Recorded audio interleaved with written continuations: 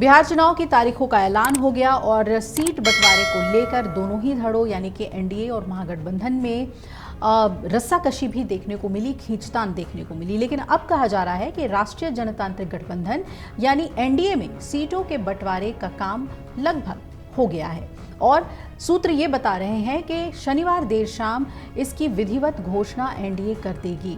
और मीडिया में ये बातें शुक्रवार की देर शाम प्रदेश मुख्यालय में बिहार भाजपा अध्यक्ष दिलीप जायसवाल ने कही हैं। आपको बता दें कि उनसे सवाल पूछा गया था सीटों के ऐलान को लेकर और सीट शेयरिंग को लेकर, तो उन्होंने कहा कि घटक दलों के बीच देखिए सहमति तो बन गई है और हम जल्द ही औपचारिक घोषणा भी कर देंगे।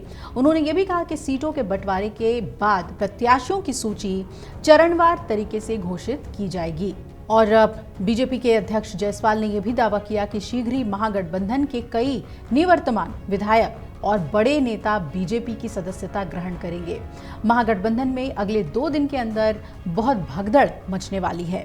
उधर शुक्रवार की देर रात जायसवाल दिल्ली भी आ गए। चर्चा यह है कि सीट बंटवारे को लेकर अंतिम सूची पर विचार विमर्श करने के लिए जायसवाल को दिल्ली बुलाया गया। तो आलाकमान के साथ उनकी बैठक और एक अंतिम रूप दिया जाना बाकी है। भाजपा के वरिष्ठ नेताओं के अनुसार शनिवार को केंद्रीय चुनाव समिति और रविवार को संसदीय बोर्ड की बैठक प्रस्तावित है और इन दोनों बैठकों के बाद बीजेपी प्रत्याशियों की सूची पर अंतिम मुहर लगाएगी और इससे पहले सीटों के बंटवारे की भी घोषणा हो जाएगी।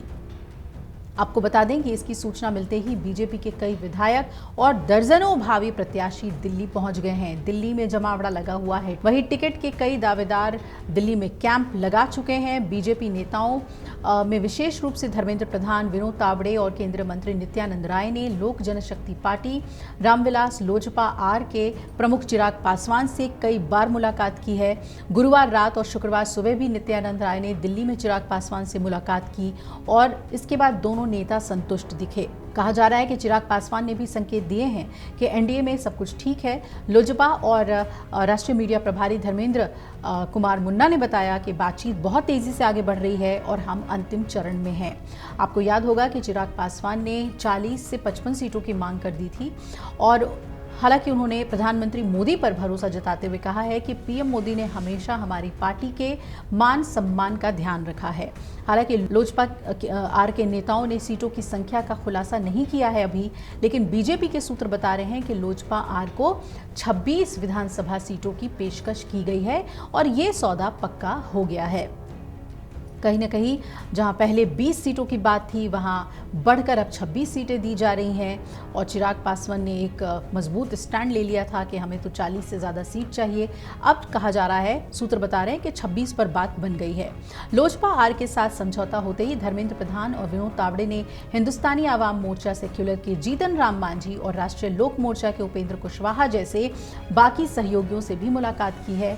और बीजेपी के सूत्र बता रहे हैं कि सीटों का मामूली सहयोगी दलों के बीच सौहार्दपूर्ण ढंग से जो शेयरिंग है वो सुलझा लिया गया है। जीतन राम मांझी की पार्टी को 8 सीटें मिलने की संभावना है और उपेंद्र कुशवाहा की पार्टी को 7 सीटें दी जा सकती हैं। बीजेपी और जेडीयू ने तो ये पहले ही तय कर लिया है कि वो कितनी सीटों पर चुनाव लड़ेंगे। सूत्र बता रहे हैं कि जेडीयू और बीजेपी बराबरी पर चुनाव लड़ेंगे, यानी 100-100 सीटों पर इस बार दोनों पार्टियां चुनाव लड़ सकती हैं। सीटों के बंटवारे की औपचारिक घोषणा आज पटना में एनडीए के राज्य नेताओं की ओर से की जा सकती है और इसी दिन बीजेपी के राज्य नेताओं को दिल्ली भी बुला लिया गया है, जहां उम्मीदवारों के चयन के एक कोर ग्रुप की बैठक होगी।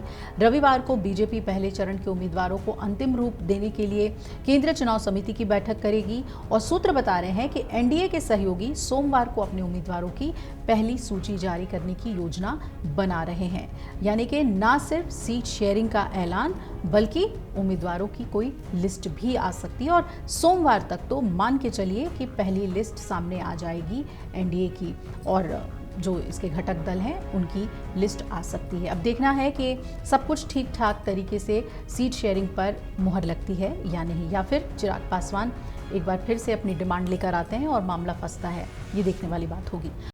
अगर आप ये वीडियो YouTube पर देख रहे हैं तो हमारे चैनल को सब्सक्राइब कर बेल आइकन दबाएं और Facebook पर देख रहे हैं तो हमारे पेज को लाइक करें।